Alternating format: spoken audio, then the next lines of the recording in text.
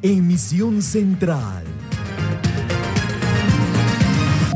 Este programa es para toda la familia. No contiene escenas de sexo ni violencia. Los menores deben estar en compañía de los padres o un adulto responsable. Contiene sistema closed caption. Este programa fue financiado con recursos del Ministerio de las TIC. RTBC Noticias. Emisión Central.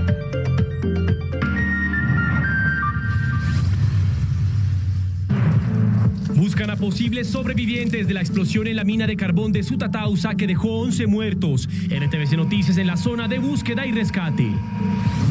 A pesar de las fuertes lluvias que han caído en las últimas horas aquí en la zona de la emergencia, los rescatistas confirmaron que mantendrán las labores de búsqueda de los 10 mineros que aún permanecen atrapados. Información en directo en minutos. Se cree que la explosión ocurrió por acumulación de gases en los socavones. Las víctimas son trabajadores habitantes de las veredas. Trabajadores sobrevivientes le contaron a RTBC Noticias los momentos posteriores a la explosión. Intentaron sin éxito rescatar a sus compañeros. Es doloroso el drama de familiares que esperan noticias sobre sus hijos y esposos. Horas de incertidumbre en el lugar de las operaciones. Paro minero en el Bajo Cauca. Los transportadores reportan pérdidas económicas de hasta 50.000 millones de pesos. Líderes de la zona dicen que comunidades indígenas empezaron a desplazarse del Bajo Cauca ante la falta de alimentos. Atención a esta cifra. Hay 15.000 menores en riesgo de seguridad alimentaria por bloqueos en medio del paro minero. Suspendida la audiencia contra el capitán de la policía Luis Duque Casas, acusado de ayudar en la fuga de alias Matamba. También fue capturado alias El Caballista. Radicada la ley de sometimiento. Narcos que se acojan se podrían quedar hasta con 12.000 millones de pesos. Cuidado con el pico de infecciones respiratorias. Autoridades de salud advierten sobre cuidados y tratamientos. En el mundo, sigue la tensión por el ataque ruso al dron de Estados Unidos en el Mar Negro. Más adelante les hablamos de las reacciones diplomáticas. Europa vive días de marchas por reformas sociales. Más adelante les explicamos qué pide la gente. En deportes, Linda Caicedo es la reina de América. Su calidad y talento la convierten en la futbolista más destacada del continente. Esperen oportunidades. Hay incentivos para artistas en todo el país. Además, está abierta la convocatoria para productores audiovisuales. Les explicamos cómo pueden aplicar. Y en Cultura, desde el Teatro Colón de Bogotá, les estaremos contando su historia y sus próximos eventos.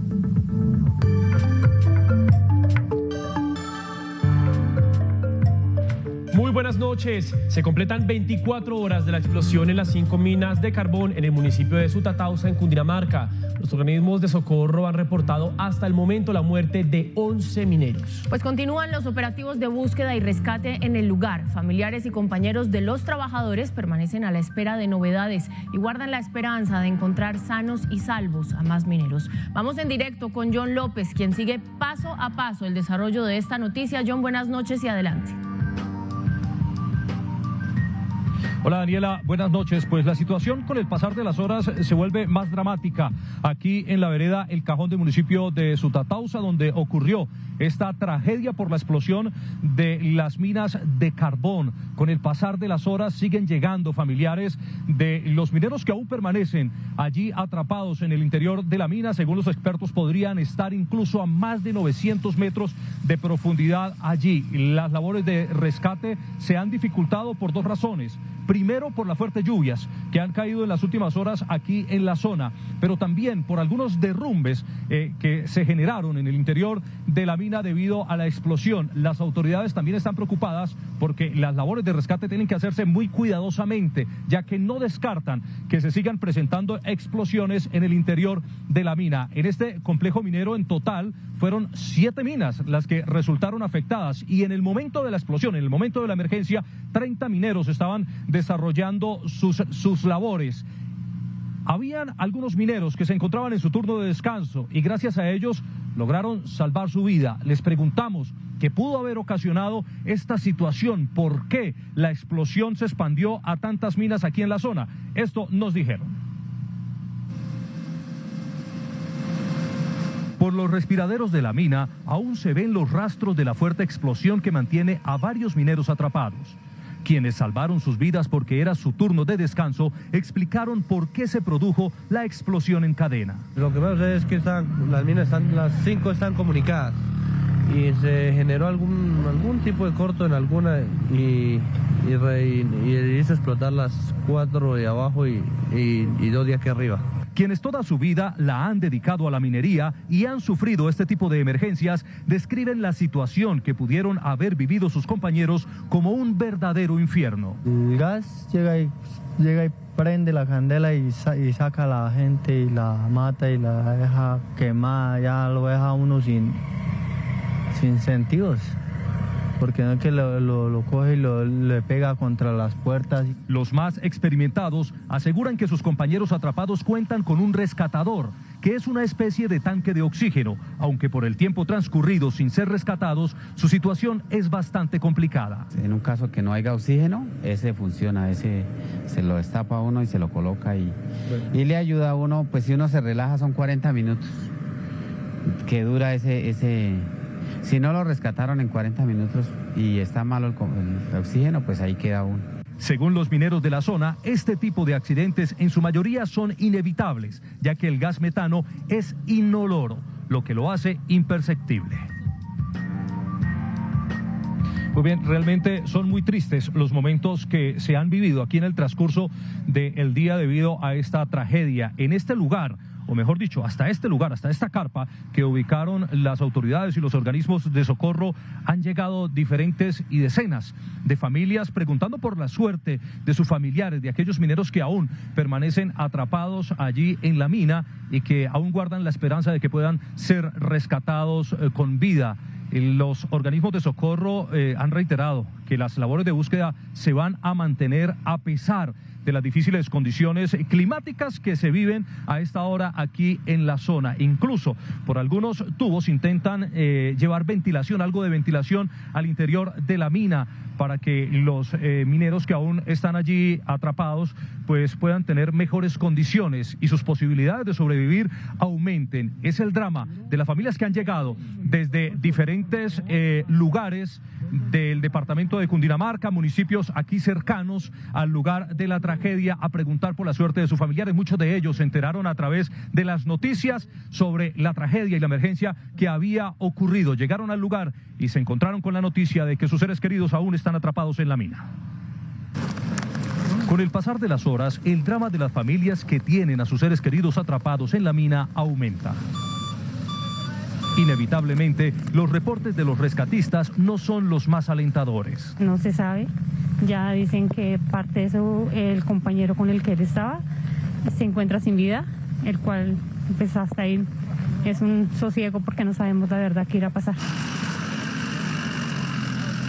Las posibilidades de encontrar a sus seres queridos con vida cada vez son más escasas. Por eso, hasta el lugar han llegado varios psicólogos a brindar apoyo a los núcleos familiares. Hemos hecho ya reconocimiento de las familias, hemos estado ya como tal haciendo ese apoyo psicosocial y pues sobre todo brindándoles como esa fe de esperanza. Muchos familiares han llegado de diferentes municipios de Cundinamarca buscando noticias de sus hijos, esposos y hermanos.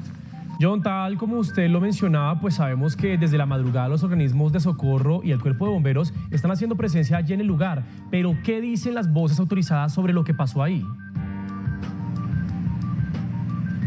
Mire, Mateo, todos coinciden en algo. La acumulación del gas metano fue lo que produjo esta tragedia y la emergencia aquí en este complejo minero. Al parecer, alguna chispa generada por alguno de los instrumentos que utilizan o los elementos que utilizan los mineros para desarrollar sus labores diarias, pues habría generado esta explosión que se propagó hacia las otras 6 minas, generando pues esta tragedia que en este momento los organismos de socorro aún intentan rescatar con vida a los 10 mineros que están allí atrapados. Eso es lo que nos han dicho las autoridades, las voces expertas de lo que pudo ocurrir. Y para explicarle un poco más a nuestros televidentes, Mateo, pues es importante que sepan que este complejo minero pues tiene una especie de sistema de colmena. Todas las minas están interconectadas en su interior. Es decir, que al generarse la explosión en una de ellas por la acumulación del gas metano, pues esto lo que hizo fue propagar la onda explosiva hacia las otras minas. Por eso los mineros quedaron atrapados en diferentes minas donde estaban realizando su labor. Esto fue lo que ocurrió aquí en la vereda El Cajón de Sutatausa ayer hacia las 8 de la noche cuando ocurrió la tragedia. Después del fuerte sonido de las explosiones en Sutatausa sobre las 8:15 de anoche, todo fue un caos. Bomberos integrantes de grupos especializados en rescate y organismos de socorro procedentes de Ubaté empezaron la titánica labor. En la vereda El Cajón, las autoridades iniciaban una carrera contra el reloj para salvar vidas. Ya en terreno, empezaron los reportes desde las minas El Electrónico, El Hoyo, Los Chocos, Golondrinas y Llanadas. Se establece que se trata de una explosión que genera afectación de aproximadamente 5 minas. Se hace la evacuación primaria de 7 mineros, 4 de ellos los cuales son remitidos a los diferentes centros asistenciales, y de acuerdo al último reporte del puesto de mando unificado, al parecer tenemos 20 mineros atrapados. Con el paso de las horas, la cifra de víctimas mortales por la emergencia empezó a crecer. A través de su cuenta en Twitter, el presidente Gustavo y a sus familiares fueron trasladados a centros asistenciales. La mayoría ya fueron dados de alta. Vamos a ubicarles esta noticia en el mapa. Sutatausa es un municipio de la Sabana en Cundinamarca que está a cerca de 2 horas de Bogotá. Aquí está ubicado en el mapa como lo estamos viendo y queda cerca al municipio lechero de Ubaté. Pues bien, en la emergencia, recordemos, esa emergencia ocurrió en la vereda Peñas de Cajón. Está a 1 hora más o menos del casco urbano más cercano, para que ustedes se hagan una idea. Y hasta este punto se tuvo que desplegar todo el operativo humanitario. Pues esta zona minera hace parte de una gran región donde miles de familias se ganan la vida en la extracción del carbón. Hacia el norte y el oriente del departamento están los municipios mineros, tales como Sutatausa, Estatausa, Zipaquirá, donde también, recordemos, queda la famosa mina de sal. Y un poco más al oriente nos vamos a encontrar con Huachetá, Lenguasaque, Cucunubá, Cogua y Sesquilé. Bien, pues, ¿qué se dice de las medidas y de las investigaciones que avanzan para establecer las causas de esta tragedia, John? ¿Qué dicen las autoridades frente a eso? Mateo, las autoridades han estado llegando aquí al lugar. Desde la Agencia Nacional de Minas, y mismos integrantes también del Ministerio de Minas y Energía, la Unidad Nacional de Gestión del Riesgo, determinar qué fue lo que pudo haber pasado, aunque los expertos pues han dicho que todo se debe a la acumulación de gas metano. Quiero mostrarles algo. Nosotros hemos logrado llegar hasta aquí, hasta la zona, no sé si ustedes logran observar al fondo, está la zona acordonada. Esa es la entrada a una de las minas donde ocurrió la emergencia y donde en este momento los organismos de socorro continúan con las labores de rescate. Estas labores de rescate se hacen cada 2 horas, tienen que cambiar las personas que están adentro debido a la falta de oxígeno que se genera en el interior de la mina. Esto fue lo que dijeron las autoridades al término del mando unificado esta tarde aquí en la zona de la emergencia. Los organismos de socorro confirman que las labores de búsqueda no se detendrán. Todo el equipo de salvamento minero continúa haciendo un trabajo incansable, están haciendo turnos de cada 2 horas, haciendo la tarea en cada una de las minas y de los socavones afectados. Expertos afirman que la distancia donde habrían quedado atrapados los 10 mineros dificulta su rescate. Según los socorristas, los mineros que aún permanecen atrapados podrían estar incluso a más de 900 metros de profundidad dentro de la mina. Las condiciones climáticas, sumadas a derrumbes internos en las minas, complican el trabajo de los rescatistas. Efectivamente han tenido muchísimas dificultades, entre ellos algunos derrumbes en cada una de las minas, pero sobre todo el peligro inminente de que pueda haber nuevas explosiones por toda la contaminación que se presenta. En total son 120 socorristas los que en turnos de 2 horas hacen todo lo posible por rescatar a los mineros atrapados. Muy bien, en ese momento ustedes observan, se está realizando el relevo de los equipos de rescate que aún intentan sacar con vida a los 10 mineros que quedaron atrapados allí en la emergencia. Desde el puesto de mando unificado nos han informado que después de las 8 de la noche entregarán un nuevo reporte de cómo avanzan las labores de búsqueda de estos 10 mineros. Las familias siguen muy pendientes, no se han movido del lugar, no se han movido de la zona, mientras ustedes observan que los diferentes organismos de rescate rescate, hacen los relevos para poder encontrar con vida a estos 10 mineros a pesar de las dificultades que se encuentran, a pesar de que hay aún riesgo de que pueda generarse nuevas explosiones al interior de la mina. Esa es toda la información por el momento, compañeros. Desde la vereda del Cajón en Sutatausa, John López, RTBC Noticias, conectados 24/7.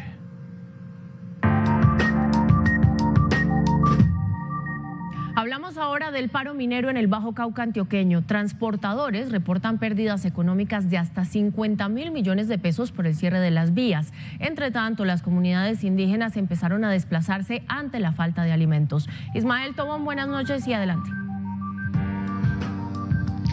Hola Daniela, televidentes, muy buenas noches. Pues diariamente una empresa de transporte que cubra, por ejemplo, municipios como Caucasia o Segovia en el nordeste del departamento de Antioquia está perdiendo diariamente 50 millones de pesos. Los transportadores de pasajeros están muy preocupados porque pese a que se ha desplegado todo un dispositivo de seguridad por la troncal a la costa caribe colombiana, pues aún no es suficiente y los pasajeros y los conductores temen a transitar por estas vías.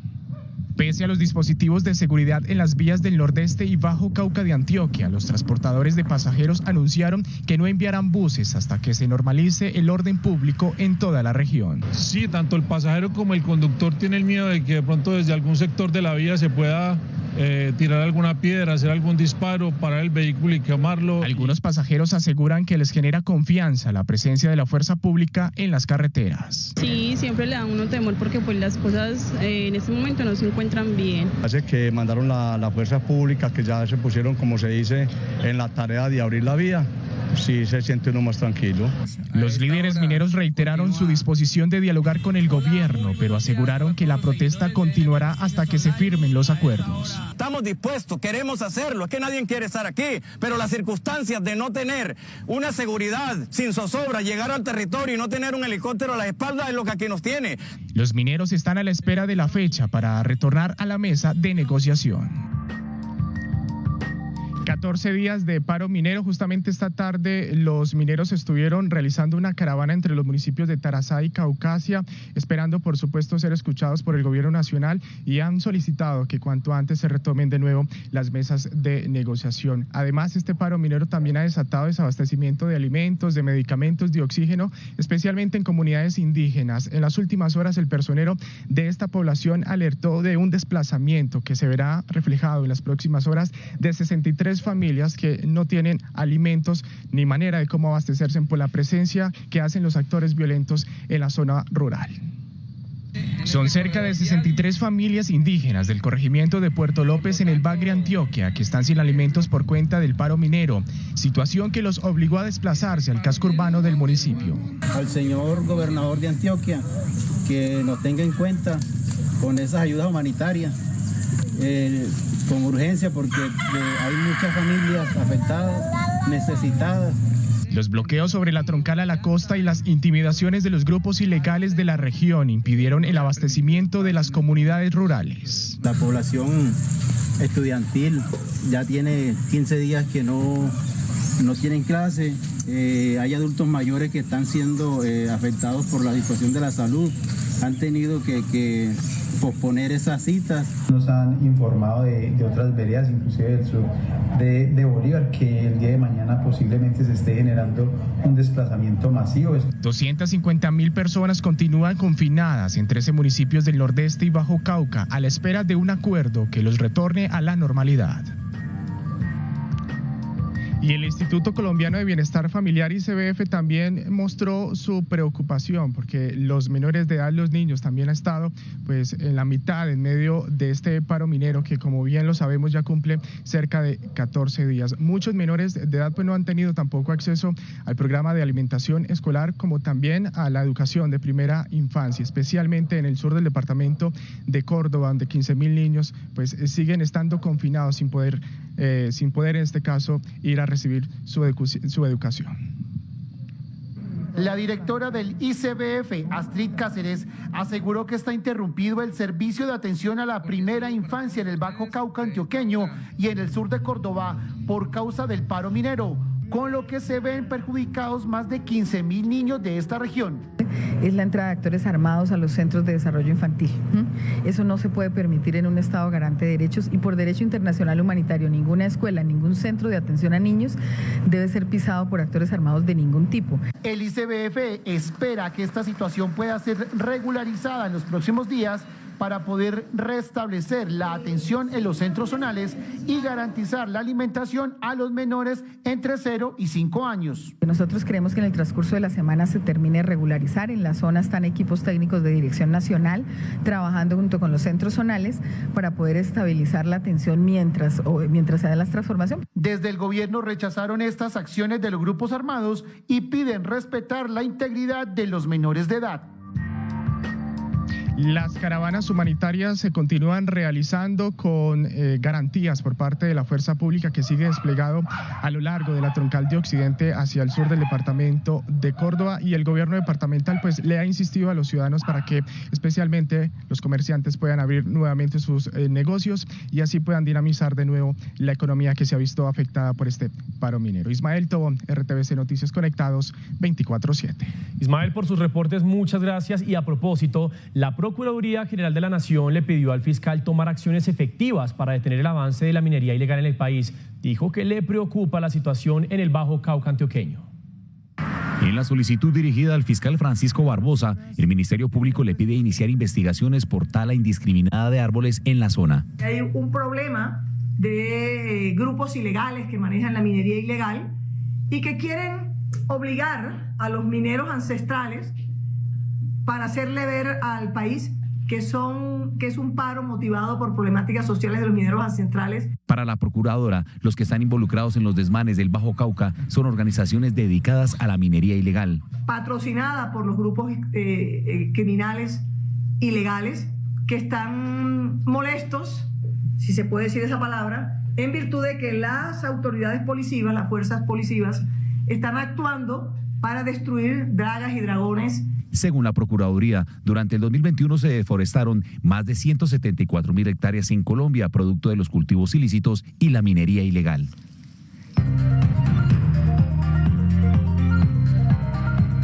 Una delicada situación se presentó en Río de Oro, Cesar. Hombres armados intentaron asaltar un carro de valores. ¿Qué fue lo que ocurrió, Stephanie Valencia? Buenas noches. Daniela, buenas noches. El enfrentamiento a disparos se presentó en la vía que de Río de Oro conduce a Aguachica en el Cesar. Según las autoridades, recibieron un reporte de ataque con explosivos a un carro de valores y cuando los policías llegaron al punto, fueron atacados con ráfagas de fusil por parte de los delincuentes y fue cuando se produjo la balacera que quedó registrada en un video por un conductor de la zona. Un escolta de la empresa de seguros resultó gravemente herido en una pierna y es atendido a esta hora en un hospital de Ocaña, norte de Santander. Según la policía, los delincuentes huyeron y no pudieron ejecutar el robo. Stephanie Valencia, RTVC Noticias, Conectados 24/7. Santo Dios, santo Dios, ay, mataron a un policía. Más noticias, quedó suspendida la audiencia por la fuga de alias Matamba. Los implicados son alias El Caballista y un capitán activo de la policía capturado en las últimas horas. A 3 días de cumplirse un año de la fuga de Juan Larrison Castro, alias Matamba, fueron capturadas 2 personas. Se trata del capitán de la policía Luis Duque y Edgar Munevar, alias El Caballista. Este último, según la investigación, haría parte de una organización dedicada al narcotráfico y microtráfico en Bogotá y tendría nexos con el Clan del Golfo. Fue el responsable de la coordinación y ejecución y movilización de la fuga del señor Juan Larrison Castro Estupiñán, conocido con el alias de Matamba. La fuga se habría puesto en marcha el 17 de marzo, en donde alias El Caballista se habría reunido con Manuel Castañeda para coordinar el traslado de Matamba. Llegó a ese inmueble, se reunió con el señor Manuel Castañeda Bernal para posteriormente realizar un traslado. El fiscal del caso relató cuál sería el rol del capitán Luis Duque. Usted fue la persona quien tenía el contacto con el señor Luis Eduardo Duque Casas, miembro de la Policía Nacional, para que le prestara el apoyo de seguridad para el traslado. Por estos hechos avanza el juicio en contra del guardia del IMPEC, Milton Libardo Jiménez. Un funcionario de la Defensoría del Pueblo fue asesinado en La Guajira cuando se desplazaba en una motocicleta para recoger a su hija. El organismo manifestó su contundente rechazo ante este acto. Este es un informe de Eduvilia Uriana, periodista de Radio Nacional. Se Se trata de Néstor Enrique Martínez, de 49 años de edad, quien desempeñaba como funcionario de la Defensoría del Pueblo. De acuerdo a las autoridades, el hecho se registró en el barrio Ranchería del distrito de Riohacha. En las últimas horas se realizó un consejo de seguridad en la que se ofrece hasta 30 millones de pesos de recompensa para información que conduzca a los responsables. Hemos asumido el compromiso de dar una recompensa de hasta 30 millones de pesos por información que nos ayude a aclarar este homicidio, este crimen. Ante este crimen se pronunció el defensor nacional del pueblo, Carlos Camargos, rechazando este hecho. Asesinar a un funcionario de la Defensoría del Pueblo es golpear a la comunidad, atentar contra el bienestar de los más vulnerables e irrespetar las reglas básicas de los derechos humanos. Las autoridades en La Guajira se comprometieron a entregar resultados de las investigaciones. Radio Nacional de Colombia y RTBC Noticias, conectados 24/7. El Ministerio de Trabajo adelanta investigaciones por presuntos casos de abuso laboral y sexual que se estarían presentando en esa entidad. El implicado supuestamente es el funcionario que estaba encargado de velar por un buen ambiente en el trabajo. En las últimas horas se conocieron denuncias contra el director de Inspección, Vigilancia y Control Territorial del Ministerio de Trabajo por presuntas irregularidades en su actuar con algunas funcionarias de esa entidad. Por la situación, a través de un comunicado, el ministerio informó: se han identificado algunos hechos de este tipo en el Ministerio del Trabajo que están siendo atendidos.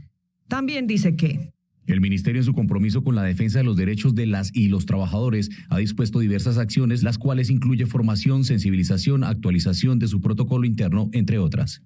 Por las investigaciones, la ministra de Trabajo aceptó la renuncia del director de Inspección.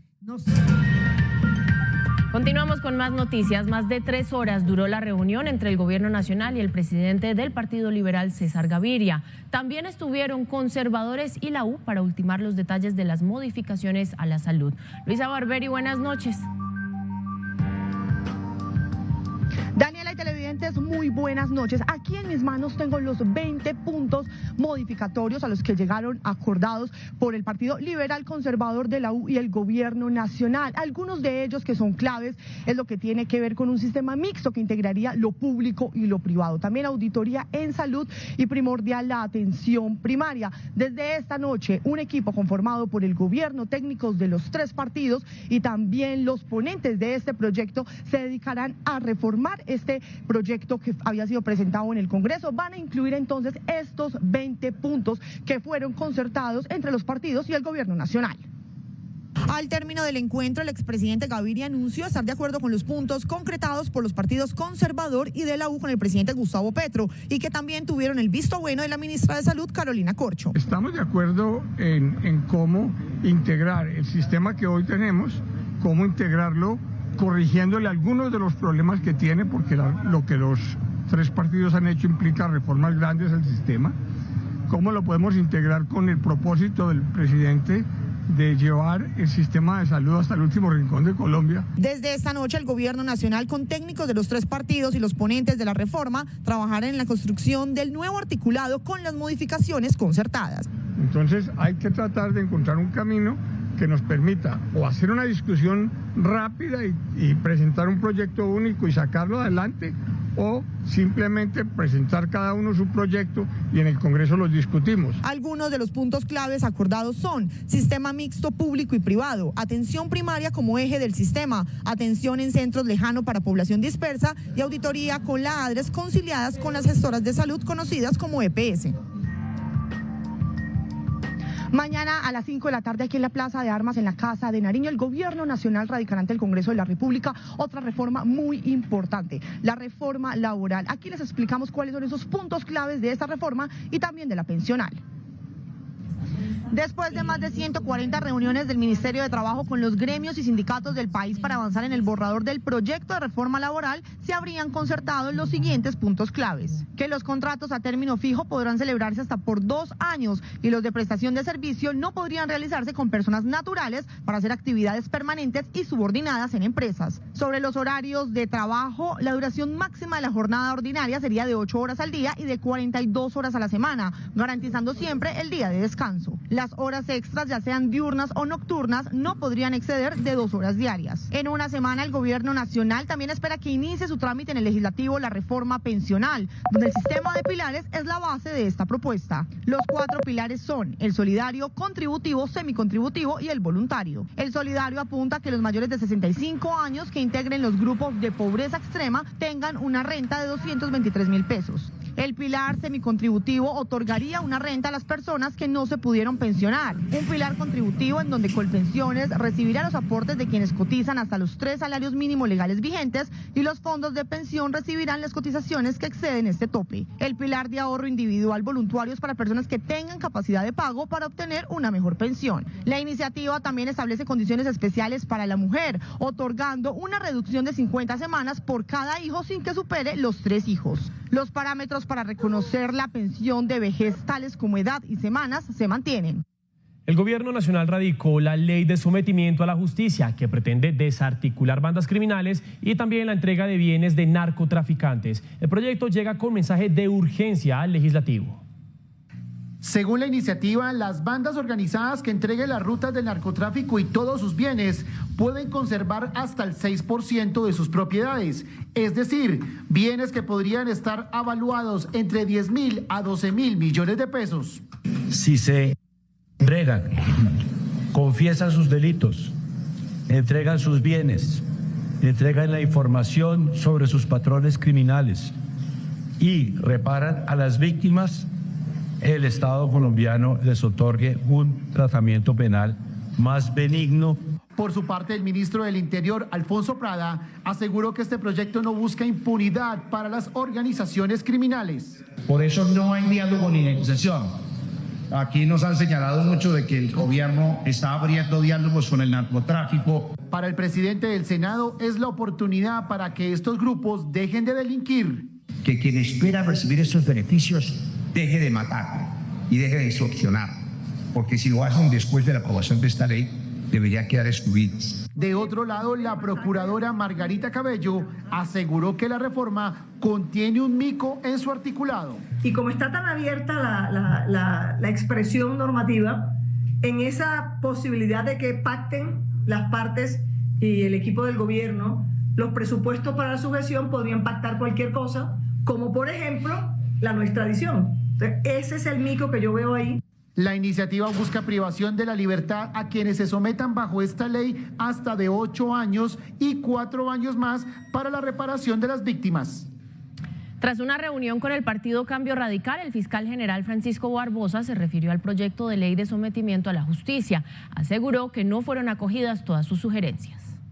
El fiscal Francisco Barbosa aseguró que el gobierno no tuvo en cuenta algunas observaciones que hizo a la ley de sometimiento y que el proyecto de ley presentado atenta contra la institucionalidad. O se obliga dentro del proyecto la Fiscalía a entregarle toda la información judicial, expedientes, indagaciones, todo en el marco del acercamiento que él está haciendo. ¿Dónde quedó la separación de poderes? Aseguró que no son claros los mecanismos de reparación a las víctimas. Creo que el mecanismo que deben plantear es más allá de pensar en darle plata a los victimarios, de una vez que esté el mecanismo de entregarle directamente esa plata a las víctimas. Además, se refirió a la ampliación en la denuncia que hizo el Alto Comisionado para la Paz. Y el señor comisionado de paz dijo que no le costaba nada. Es decir, que no tenía documentos, que él había informado de esa situación, que eso se lo habían contado. Explicó que la Fiscalía ya avanza en la investigación y cuenta con material de prueba frente a estos temas. Al menos 200 familias de excombatientes dicen que abandonarán el espacio territorial de Mesetas en Meta por amenazas de las disidencias de las FARC, quienes les habrían dado 30 días para dejar el territorio donde llevaban 6 años en reincorporación. Hombres y mujeres se identificaron como FARC y dijeron se van del territorio, dejan el espacio territorial, tienen 30 días para irse. Con estas amenazas llegaron al ETCR de Mesetas Meta, en donde más de 200 familias de excombatientes tienen sus proyectos productivos, escuelas y viviendas, construidas durante 6 años de reincorporación. Ahí ya lo decían, 80 niños y niñas. Hay personas de la tercera edad, hay personas con discapacidad. No nos vamos del territorio porque queremos, nos están echando del territorio, nos están desplazando del territorio. Esto no se trata de militarizaciones, Esto se trata de dar una salida humanitaria. Rodrigo Londoño cuestionó por Twitter al presidente Petro. La acción de este grupo y de otros con los que usted pretende llegar a un acuerdo para la paz total han apropiado el deseo de hacer trizas el acuerdo de paz. Increíblemente, todo ello pasa y es del conocimiento de funcionarios de su gobierno. Hoy encontraron el cuerpo de un excombatiente de las FARC en Caquetá que llevaba 8 días desaparecido. Autoridades de Medellín investigan la intoxicación de 20 reclusos en la cárcel El Pedregal. La Secretaría de Salud tomó muestras de los alimentos para identificar qué produjo la afectación.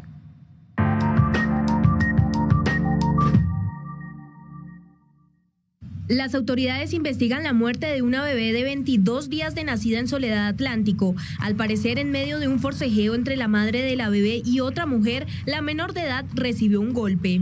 En el municipio de Samaná, Antioquia, fue capturado alias Chatarra, segundo cabecilla del Clan del Oriente, señalado de intimidar a las comunidades de Argelia y Nariño. En febrero, las autoridades ofrecieron una recompensa de 40 millones de pesos por información que permita la ubicación y captura de alias Camilo o Camila, cabecilla principal de la estructura. En Córdoba, Bolívar, las condiciones climáticas de sequía están provocando la muerte de varios animales y la pérdida de cultivos. Según líderes de la región, 200 vacas murieron de sed. RTVC Noticias aclara que en la noticia que presentamos en la emisión central sobre la condena judicial a 2 exalcaldes por actos de corrupción en Atlántico, publicada el día 23 de febrero de 2023, se utilizó la imagen de una persona que no correspondía con los implicados en este caso. Los condenados a más de 25 años de prisión son Osvaldo Santana González y Teodomiro Ariza Medina.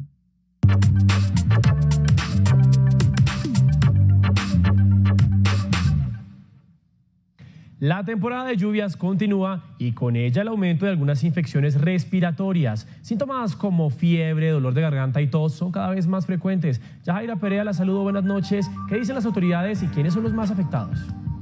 Hola, ¿qué tal? Buenas noches, Mateo. De acuerdo con el Ministerio de Salud, el país está entrando en un nuevo pico de infecciones respiratorias. Los niños hasta los 5 años son la población más vulnerable, especialmente los que viven en las grandes ciudades del territorio nacional. La infección respiratoria aguda o IRA comienza de forma repentina y dura menos de 2 semanas. La más común, la enfermedad gripal. Entonces la persona puede tener malestar, rinorrea o moqueadera, algo de tos, malestar general. De acuerdo con el Instituto Nacional de Salud, solo entre el 26 de febrero y el 4 de marzo se notificaron 162.590 atenciones por consulta externa y urgencia por esta enfermedad. Mayor circulación de rinovirus, adenovirus, virus sincitial, respiratorio, virus de la influenza pandémico. Los especialistas recomiendan el lavado de manos frecuente y uso de tapabocas. Además, prestar especial atención ante signos de alarma en niños que requieren atención inmediata.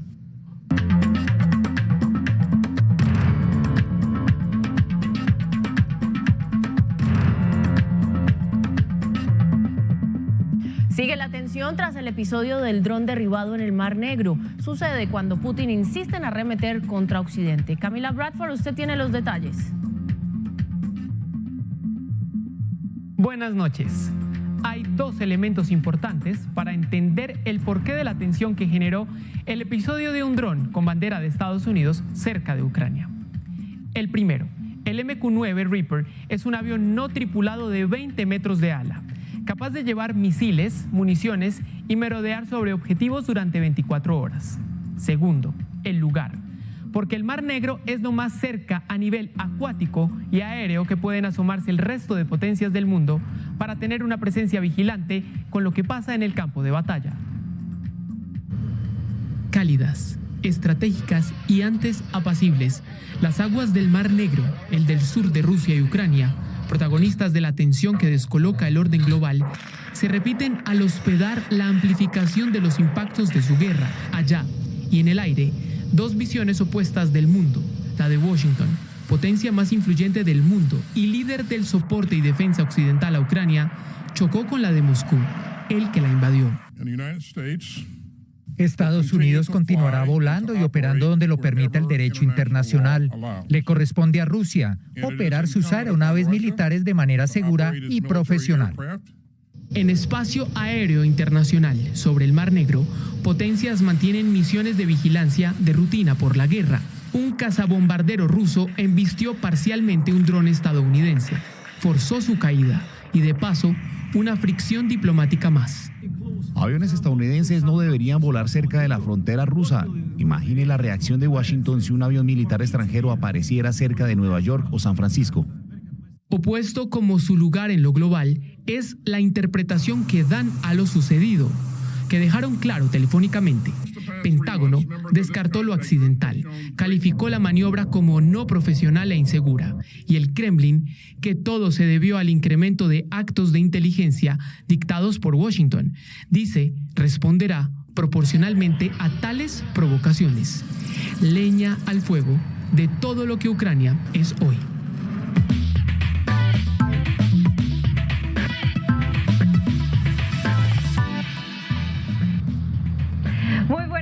Bienvenidos a la información deportiva. Qué alegría saludarlos aquí desde la ciudad de Medellín y sobre todo cuando hay buenas noticias deportivas, porque vamos a hablar de nuestra reina de América. Sí, vamos a hablar de Linda Caicedo, que se sigue robando los focos de la prensa nacional mundial, porque después de haber sido elegida como la mejor jugadora de nuestro continente en el 2022, pues esto la inyecta de mucho más ánimo para seguir su carrera triunfal en el Real Madrid.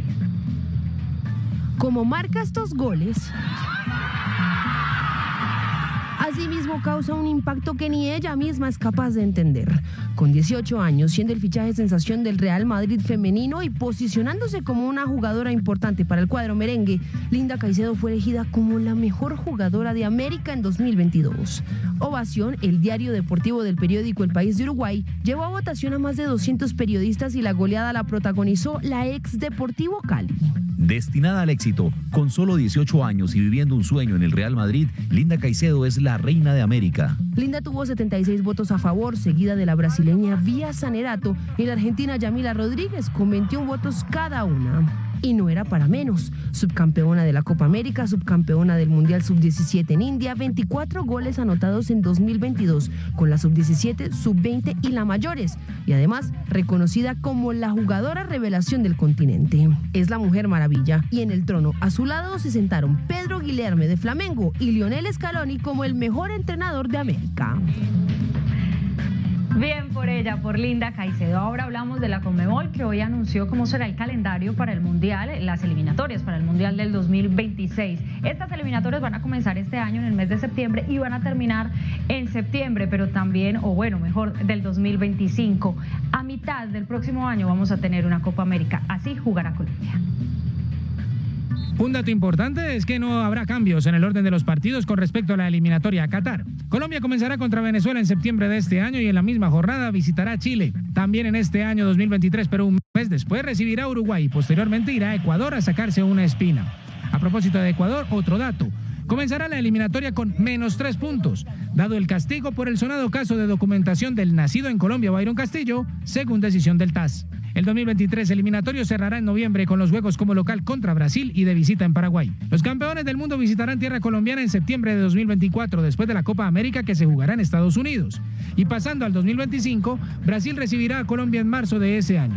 Nuestra selección tendrá que visitar Argentina en junio del 2025 y en septiembre se determinará la clasificación recibiendo a Bolivia y visitando Venezuela, tal como la eliminatoria pasada. La gran novedad es que de 10 selecciones se clasificarán 6 y habrá una posibilidad más por el repechaje.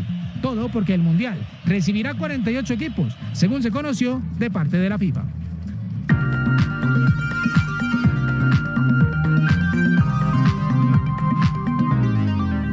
Y esta noche los saludo desde el Teatro Colón de Bogotá. Nos escapamos del estudio Lord Cultura y yo. Esto que ustedes están viendo acá es el foyer, que era el espacio en el que la gente esperaba antes de que comenzaran los eventos o después, cuando había como celebraciones, también se hacían acá. Este teatro fue construido a finales de 1800 y resulta que luego lo cerraron, construyeron una sala nueva y la primera ópera que se presentó fue Aida de Giuseppe Verdi. Yo me acabo de encontrar este piano. Me gustaría mostrarles más del teatro, pero ustedes entenderán que es que la música me llama y me jala. Así que le voy a pedir a Lord Cultura, Juan Sebastián, que está por ahí ya dando vueltas, que más bien los acompañe un ratico y yo los espero acá. Juan Sebastián, lleve la gente, por favor.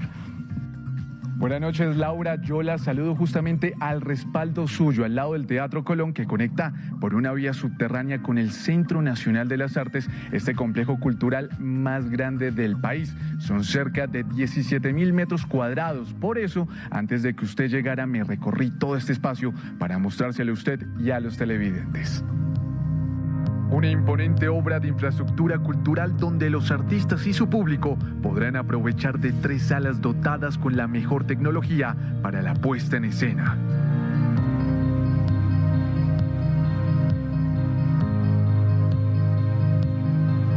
Homenaje a mujeres artistas que han dejado huella en el teatro, como es el caso de la legendaria bailarina y gestora cultural Delia Zapata. Nos contaron que Delia Zapata tendrá su propio telón de boca acá en el Centro Nacional de las Artes, pero que fue elaborado por diferentes artistas y dirigida por el maestro Pedro Ruiz, quien la vio justamente aquí en el Teatro Colón cuando él era pequeño y se inspiró en un retrato de Delia con un vestido blanco que podemos ver en este momento.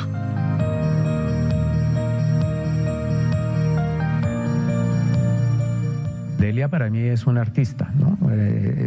Como he explicado antes o como lo entiendo yo, es un artista y por lo tanto es un ser humano sublime, ¿no? Por eso se llama el telón, se llama Delia Celeste, ¿no? Porque creo que nos acompaña.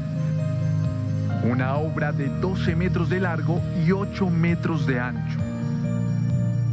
Y al volverla inmensa, ¿no? Dada la proporción con la barca, pues estamos hablando de eso, de la dimensión del personaje. Otro de los escenarios del Centro Nacional de las Artes es la Sala Fanny Mickey, que cuenta con un espacio para 207 personas que permitirá presenciar obras en formatos flexibles que integren nuevas tecnologías. La primera obra en inaugurar la sala será Ibris, una puesta en escena sobre la crisis del cambio climático.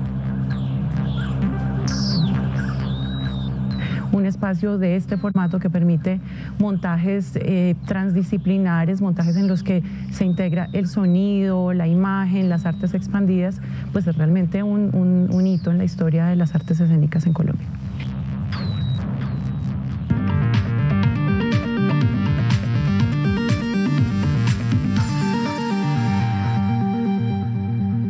Por la quiebra de 2 bancos en Estados Unidos y la caída de las acciones del banco suizo Credit Suisse en los mercados globales, incluyendo el colombiano, hay preocupación por el futuro del sector financiero. Los bancos estadounidenses Silicon Valley y Signature cerraron sus puertas debido a la crisis económica que presentan. Esta situación en parte se da por la subida de tasas de interés que golpea el bolsillo de las personas en el mundo, pues tienen dificultades para cumplir con sus obligaciones. Si las tasas de interés siguen subiendo, el costo del dinero se aumenta y de esta forma comienzan la cartera de los bancos a dispararse, y es aquí cuando las entidades financieras deben asumir o castigar esas carteras, generando pérdidas para esas entidades. Por su parte, las acciones del Banco Europeo Credit Suisse se desplomaron, ya que en las últimas horas lanzó una alerta sobre su situación financiera que originó que el accionista mayoritario retirara su apoyo a la entidad. Sin embargo, analistas esperan que los bancos centrales no suban en mayor proporción las tasas de interés, lo que daría un respiro al sector y a la ciudadanía. Seguramente la expectativa de subidas agresivas por parte de la FED también va a disminuir, y esto pues debería beneficiar. Por estas situaciones, los mercados globales registraron números en rojo, ya que hay temor por un posible contagio de quiebras de entidades bancarias. En Colombia hubo un desplome de las acciones de bancos como Bancolombia, Preferencial Davivienda y Grupo Aval.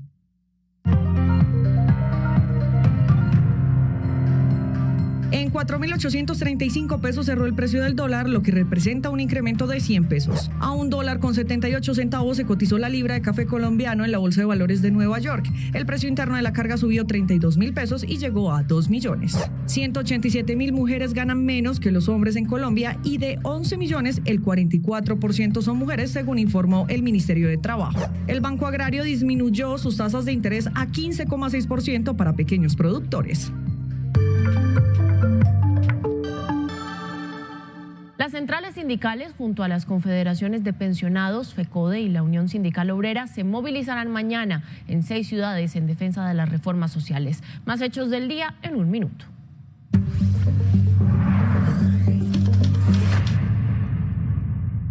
La Corte Suprema absolvió a la exalcaldesa de Cartagena, Judith Pinedo, y ordenó su libertad inmediata, argumentando que su administración sí podía vender un terreno baldío al Hotel Dan, ya que ese lote no hacía parte del área de playa.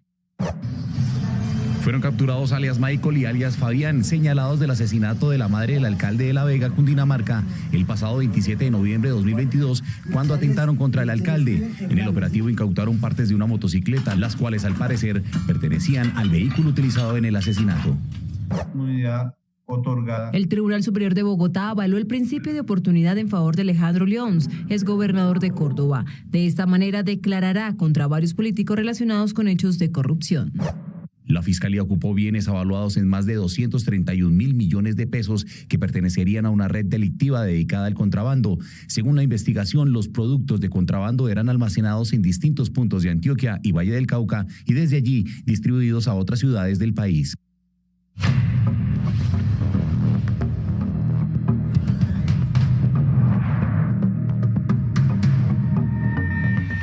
Las autoridades reportaron alrededor de 500 familias afectadas por los desbordamientos de 2 ríos en el municipio de Iscuandé, en Nariño. Más noticias del país en el siguiente panorama. En el municipio de Santa Bárbara de Iscuandé, en el departamento de Nariño, se presentó el desbordamiento de los ríos Cortés y San Luis. Esto generó que 500 familias resultaron damnificadas en 60 veredas pertenecientes a este municipio de la costa pacífica nariñense. Y en el corregimiento de Las Raíces, en el norte de Valledupar, un fuerte vendaval causó daños en la estructura de 32 viviendas, además de causarles destechamiento. Los organismos de socorro avanzan en la realización del censo respectivo para la entrega de las primeras ayudas humanitarias y la gestión de materiales de construcción. Se dio apertura a un carril durante 4 horas al día de la autopista Medellín-Bogotá a la altura de San Luis, que se encontraba cerrada por un deslizamiento. Entre las 8 de la mañana y las 12 del día, los conductores podrán transitar por este importante corredor vial del país.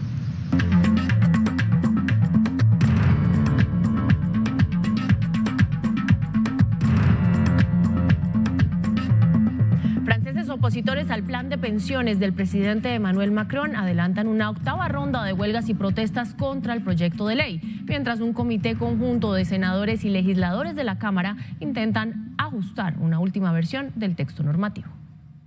La moneda que sea, en Europa, en Reino Unido, alcanza un poco menos que antes. El sube y no baja de los precios de todo lo cotidiano refleja lo que ocurre a la economía mundo, que se bate entre inflaciones y desabastecimientos. En Francia, el equilibrio que se movió fue el del sistema de pensiones. Esta masiva oposición en al menos 200 versiones simultáneas en el país intentan que la idea de retrasar la edad de jubilación de 62 a 64 años se frene. La propuesta del gobierno Macron, que incluye acelerar la exigencia de cotizar 43 años para cobrar una pensión completa, está en la recta final. 7 senadores y 7 legisladores de la Cámara Baja buscan la versión final del texto de la norma. De ser aprobada, será adoptada o rechazada en Senado dentro de 24 horas. Esas que se verán así, con la pausa general en casi todos los sectores económicos. En Londres pasa algo similar. La demanda plural y enérgica es la de salarios más altos que permitan equiparar el bolsillo a los precios en aumento. Y ocurre también cuando el canciller británico presentó con un estimado de 94.000 millones de libras esterlinas su primer presupuesto al Parlamento. Y llegamos a oportunidades, mucha atención porque hay incentivos en diferentes áreas para artistas a nivel nacional y acá como siempre les contamos cómo se pueden inscribir. En oportunidades para artistas en Colombia, vaya a la página www.mincultura.gov.co. De clic en Convocatoria 2023, donde encontrará un cuadro dividido por departamentos. Seleccione el de su interés. Atentos, antes de inscribirse, lea los requisitos de la convocatoria que puede participar. Personas naturales, personas jurídicas, consejos comunitarios, autoridades indígenas, entre otras. Y mucho ojo, porque tienen plazo de aplicar hasta el 31 de marzo de 2023. Y muy importante, recuerden que si quieren seguir informados 24/7, nos encuentran en todas nuestras redes sociales como RTVC Noticias. Atención, porque esta es una información para los productores audiovisuales colombianos. El Ministerio de las TIC abrió una convocatoria con apoyo por 39.000 millones de pesos. RTBC es una entidad vinculada al Ministerio TIC. Se trata de Toma 1 con 6 invitaciones que busca visibilizar y documentar historias de las regiones del país. Estamos esperando que de todo Colombia presenten esas propuestas, que logremos fortalecer el contenido de la televisión pública, que tiene excelente calidad. Las convocatorias, que tienen un componente importante diferencial y de género, brindarán financiación para todas las fases de los procesos de producción. Pero sobre todo lo que estamos dando es voz a estos territorios que anteriormente no tenían voz, dándole la oportunidad de que los jóvenes, las mujeres, los grupos indígenas, los grupos afro, los grupos diferenciales puedan presentarse. Está disponible Abre Cámara, que respaldará hasta 80 proyectos de interés público y cultural. Las inscripciones ya están abiertas hasta el 21 y 23 de marzo. El paquete de 6 estímulos contempla recursos por 39.167 millones y más de 3.500 millones de pesos. Para participar, ingrese a la página del MINTIC, www.mintic.gov.co.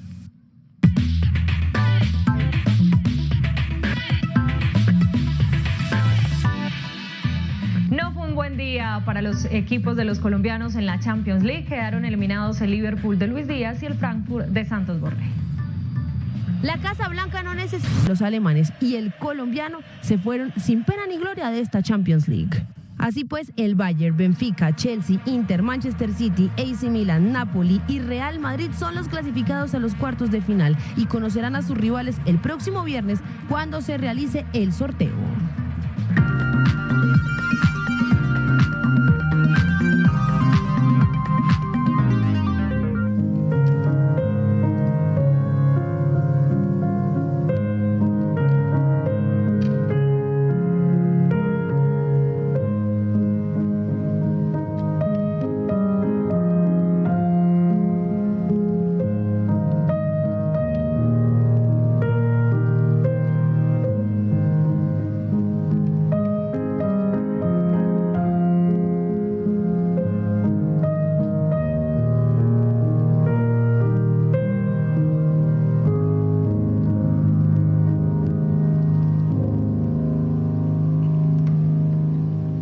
Bueno, y lo prometido es deuda. Yo no me podía quedar sin estrenarme el piano del foyer del Teatro Colón, pero además me encontré con un invitado que les quiero presentar. Él es Iván Benavides, el director del Centro Nacional de las Artes. Iván, bienvenido. Gracias por la invitación, muy contento de estar con ustedes. Un saludo a toda la audiencia. Oiga, Iván, cuando uno dice el director del Centro Nacional de las Artes, se imagina un señor que solo escucha música clásica, que es muy serio, que no va de fiesta, pero usted ahorita, por fuera del aire, me estaba diciendo, si fuera la última canción que van a poner para mí en mi vida sería, y me nombró, no una canción de música clásica. Cuéntele a la gente cuál sería. Un tema de Cat Stevens que se llama Morning Has Broken, que es un himno al nacimiento diario de la vida. Una canción llena de esperanza, muy espiritual, y la tengo en la memoria desde que tengo, creo que 14 años. Y hay una historia que usted también me estaba contando, yo tengo que confesarles que no la conocía, de cómo le vendieron el piano del principio a Cat Stevens como por $10. Sí, este es un himno del siglo XIX, finales del siglo XIX, que él la convierte en canción en su guitarra, y estaba Rick Wakeman, un gran pianista de rock progresivo que tenía estudios clásicos, componiendo un tema, y Cat Stevens va y le dice: yo necesito que esa introducción esté en mi canción. No, que es de mi canción, Armaron ahí, eran amigos y terminaron haciendo una de las canciones más hermosas que uno puede escuchar en la vida. Ahora sí, hablemos del Centro Nacional de las Artes. Pues hablabas de la fiesta, y yo pienso que la fiesta, el rito y las artes vivas son las maneras más hermosas que se ha inventado la humanidad para tejer comunidad. ¿Y cómo puede la gente volverse parte de ese centro de encuentro? Primero, participando como espectador, y desde luego tenemos unas grandes actividades de mediación, pero estaremos inaugurando el centro este 21 de marzo que es el Día Mundial por la Desaparición de la Discriminación Racial, y el 22 de marzo, que es el Día Mundial del Agua, que además quedaron en la línea exacta del equinoccio de primavera, que es el renacimiento del ciclo de la vida en el planeta. Todo eso nos dio las señales, que es escuchar las señales para cómo hacer este espacio, esta programación. De esa manera tendremos a un grupo de danza afrocontemporánea de Cartagena, Atabaques, junto a los tambores de Cabildo de La Boquilla, pueblo de pescadores, haciendo la inauguración de la sala Delia Zapata en honor a esa gran artista que fue la primera artista negra en pisar el Teatro Colón en 1954, 62 años después de su inauguración. Pues Iván, muchísimas gracias por habernos acompañado aquí en RTVC Noticias. Todos ustedes muy invitados tanto a lo que hay en la sala Delia Zapata como en la sala Fanny Miki, como en todo el Teatro Colón. Por supuesto, invitadísimos a visitar el Teatro Colón. Claro, hay que conocerlo. Eso es uno de los mejores planes que hay aquí en Bogotá. Espectacular. Si usted no ha ido, vaya, porque es un sitio maravilloso. Tiene plan para el fin de semana. Ustedes muchas gracias por conectarse con nosotros en nuestra emisión central. Y los esperamos también al mediodía y de nuevo mañana. Así que gracias como siempre por acompañarnos en esta noche. Chao.